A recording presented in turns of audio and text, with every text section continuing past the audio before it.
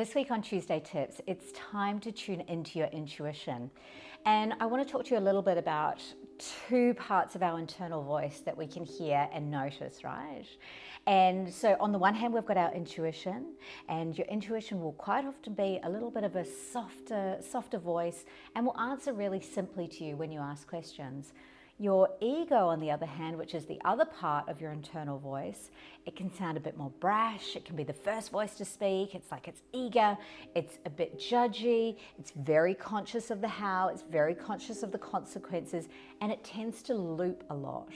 So what we're wanting to do is be able to recognize the two parts and tap into each part when we need it.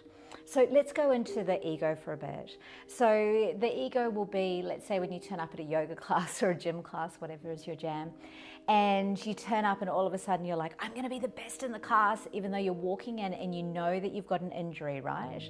So you might hear your ego saying, come on, you can push through it, you've got this. And then on the other hand, you might hear a really gentle voice that says, take it easy, slow down, you'll do yourself more injury than it's worth. Now, there are certain days that ego is going to be really helpful for you to be able to push through and do things to get you out of your comfort zone. And on the other hand, your intuition is always going to be there looking after and protecting, I guess, your inner and gentle self as well. So when we tap into our intuition, that is where the real life-changing things happen. You know, when it's our ego, we tend to loop, we tend to go around and we can be really indecisive, and it's like we're never making a decision. We're just constantly chasing for that next big thing.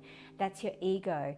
But when you tap into your intuition, that's where you're able to hear the really simple answers. You know, earlier this year when I left my business or made the decision to leave my business, I'd been away on a camping trip, bit of a disaster. I was not easing into it at all.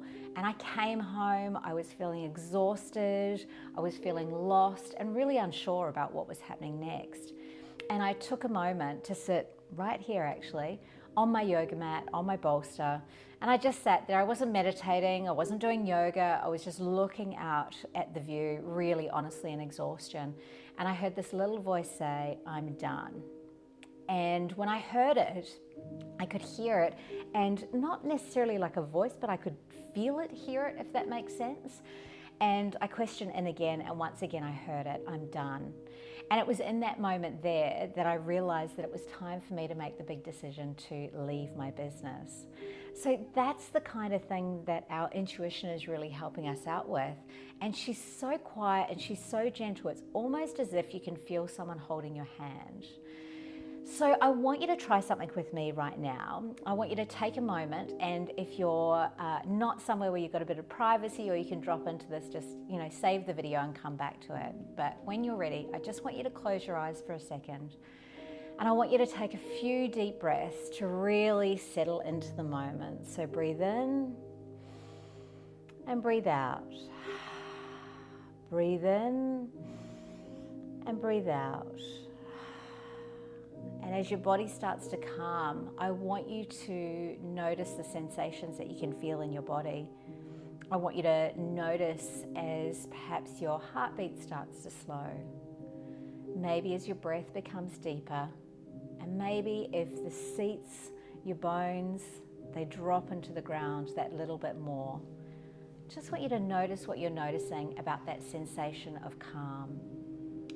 And now when you're in that moment of calm, I want you to take a moment to ask, who do I love most? Now when you hear that little voice that comes through, that's really soft and gentle and gives you a very specific answer, that's your intuition. Just notice that voice coming through and acknowledge your intuition and say thank you. Now, if the other voice that you're hearing is jumping in and she's saying, well, you should do this and you should do that and you should be thinking of that person, that's your ego.